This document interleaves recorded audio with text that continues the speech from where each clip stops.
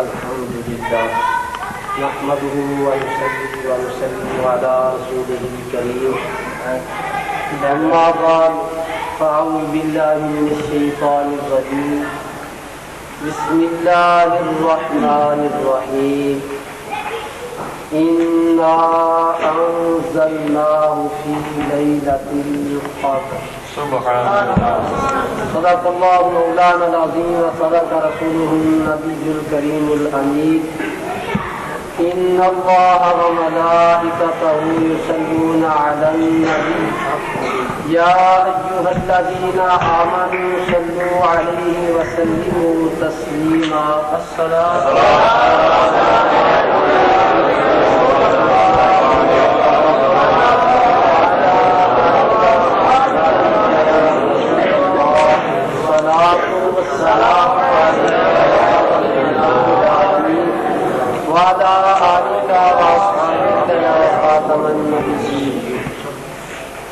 میرے نہایت ہی واجب الاحترام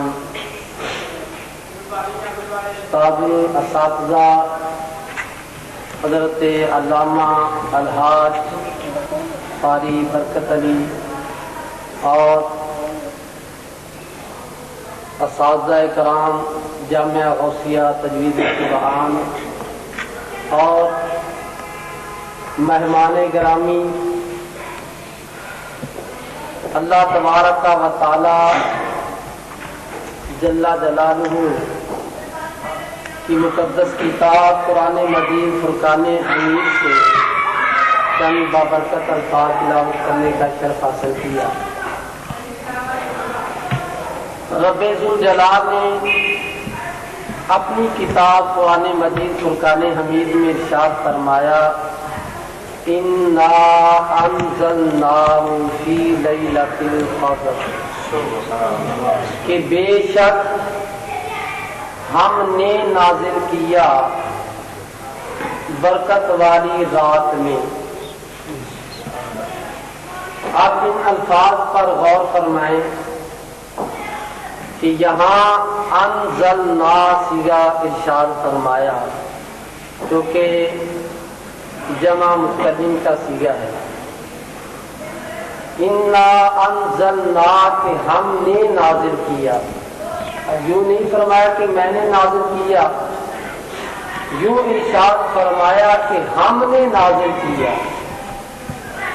آپ اس طرح بات وہی کرتا ہے کہ یوں بھی بات کی جاتی ہے کہ میں نے یہ کام کیا، لیکن ہم نے یہ کہنا، اس سے یہ پتا چلتا ہے کہ یہ بات جو کرنے والا ہے اس کو اپنی اس بات میں جو کر رہا ہے اس پر بڑا فخر ہے کہ کوئی کام اچھا کرے تو اس پر اس کو اس کام کی وجہ سے اسے فخر ہوتا ہے کہ میں نے یہ کام کیا۔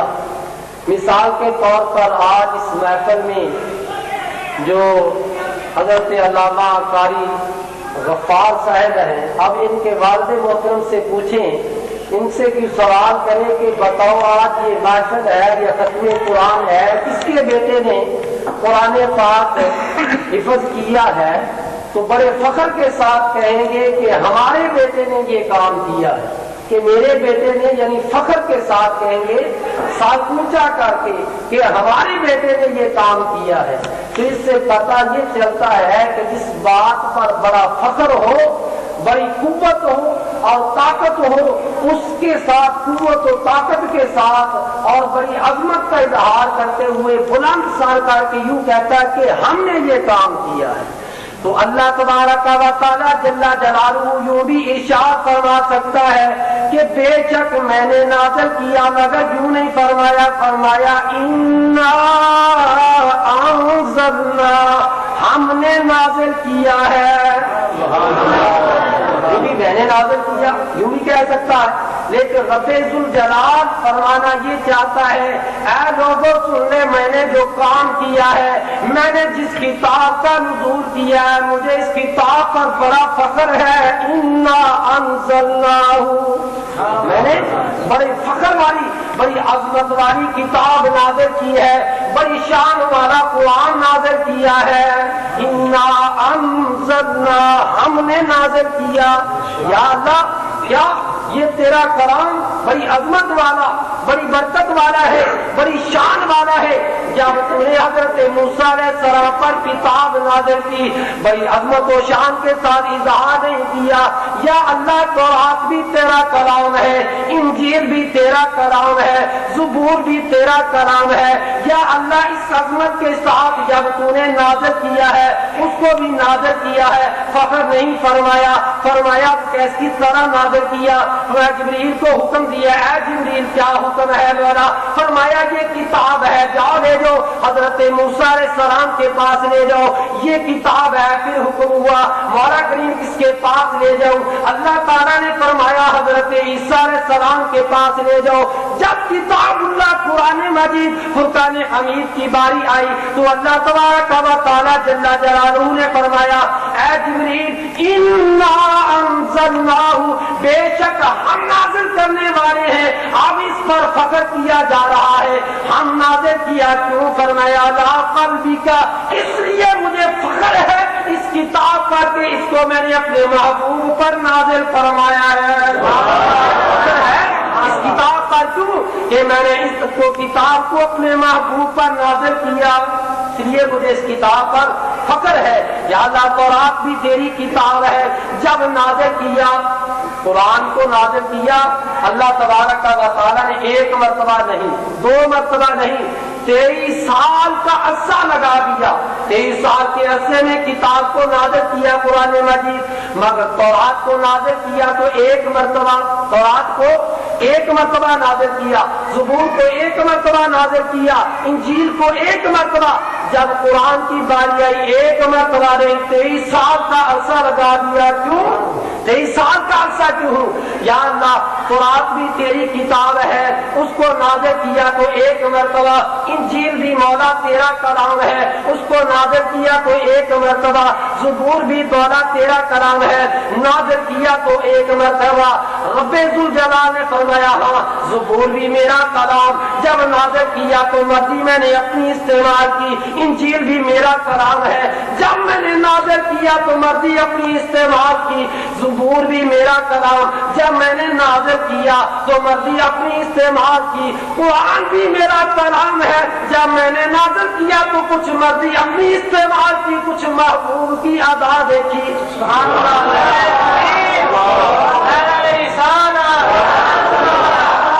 مولانا استاد محترم، اسی وجہ سے قرآن کیا ہے؟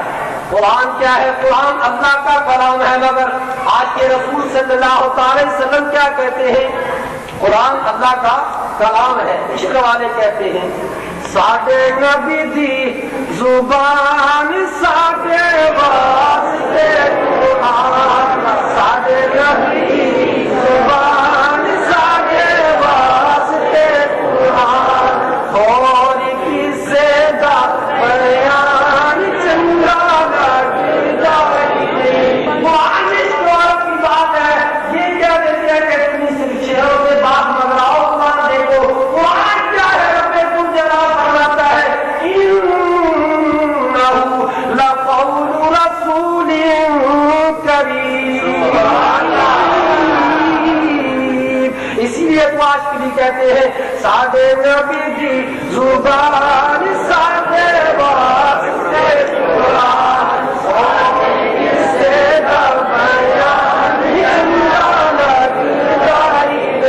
وما ينطق عن الهوى إن هو إلا وحي يوحى. ساڈے نبی دی زبان ساڈے واسطے قرآن. إنه لقول رسول کریم. قرآن اللہ کا ہے، قرآن اللہ کا ہے. یا اللہ تیری بڑی عظمت والی کتاب، یہ تیرا کلام ہے، تیرا کلام ہے مولا، کلام تیرا ہے. اب متکلم کو دیکھنا ہے متکلم کس طرح کا ہے. کلام کو دیکھے، کلام کرنے والے کو دیکھنا ہے. جو کلام کرنے والا ہے اس کو دیکھے اور جو کلام ہے اس کو دیکھے. کلام کی عظمت متکلم کی عظمت سے، جتنی بڑی عظمت والا متکلم کلام کرنے والا ہے اتنی ہی عظمت والا وہ کلام ہے. وہ تمام عظمتیں جو ہیں رب ذوالجلال عطا کرنے والا وہ خود خدا ہے، وہ بڑی عظمت والا، اس کا کلام بھی بڑی عظمت والا ہے۔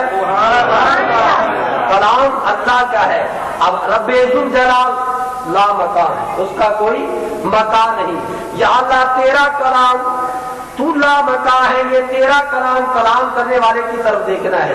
اگر کوئی کلام کرنے والا اس کا کوئی کلام ہے، اس کی زبان ہے، جس علاقے کے ساتھ اس کا تعلق ہوتا ہے اس کو دیکھا جاتا ہے، اس کے کلام سے پتہ چل جاتا ہے کہ اس کا کلام یہ فلاں علاقے کے ساتھ اس کا تعلق ہے، فلاں علاقے والا ہے جو کلام کرنے والا ہے۔ جس طرح کے کوئی ملتان میں رہتا ہے اس کو ملتانی کہتے ہیں مقام، تو اس کا زبان جو ہے وہ سلیقی ہوگی۔ یا جس طرح کوئی عرب میں رہتا ہے، سعودیہ میں رہتا ہے، تو اس کا کلام کو دیکھا جائے گا، وہ عربی بولے گا، تو اس کا کیونکہ اس کا تعلق اس علاقے کے ساتھ ہے تو اس کا کلام بھی وہی ہے۔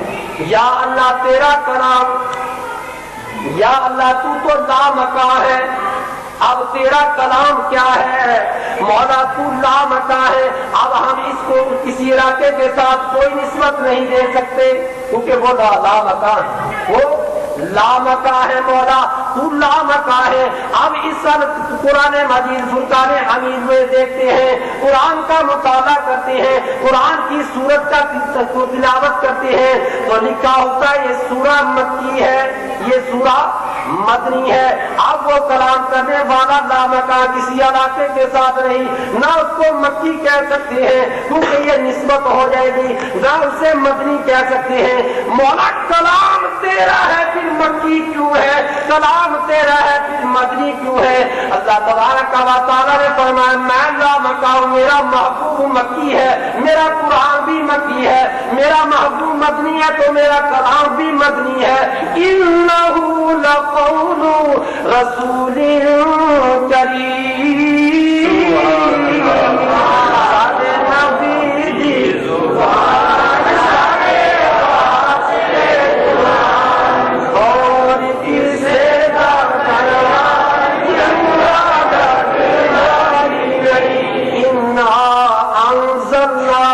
بے شک ہم نے نازل کیا۔ اللہ تبارک و تعالیٰ نے فرمایا انا انزلناہ فی لیلۃ القدر۔ اب فی ظرفیت کی ہے، فی ظرفیت کی ہے۔ ظرف جو ہوتا ہے ظرف کی دو قسمیں ہیں، ظرف مکان بھی ہے اور ظرف زمان بھی ہے، یہ فی ظرفیت کے لیے ہے۔ فرمایا قرآن کو نازل کیا برکت والی، جس زمانے میں قرآن آیا وہ زمانہ بھی برکت والا ہے، جس جگہ پہ قرآن آیا وہ جگہ بھی برکت والی ہے، جس مہینے میں قرآن آیا وہ مہینہ بھی بڑی برکت والا ہے، جس سینے میں قرآن ہے وہ سینہ بھی بڑی برکت والا ہے۔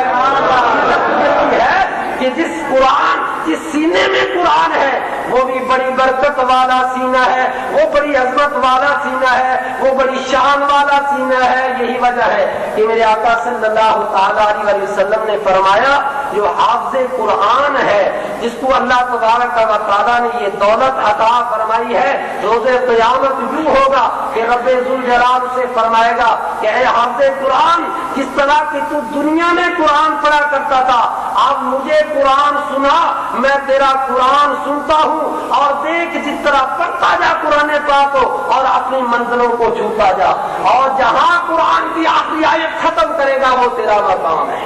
والدین کو رب ذوالجلال یہ مقام عطا فرمائے گا کہ اس کی وجہ سے رب ذوالجلال میرے آقا علیہ السلام نے فرمایا کہ اس کو ایسا تاج پہنایا جائے گا جس طرح کہ سورج چمک رہا ہے، اس کی چمک ہے، اس طرح کا وہ چمکتا دمکتا بڑی عظمت والا تاج اس کے والد کو پہنایا جائے گا۔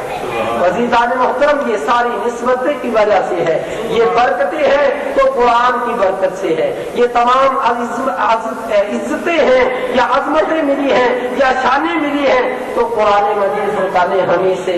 اللہ تبارک و تعالیٰ دنیا میں بھی قرآن کی وجہ سے عزت عطا فرماتا ہے اور آخرت میں بھی اللہ تبارک و تعالیٰ عزت فرماتا ہے۔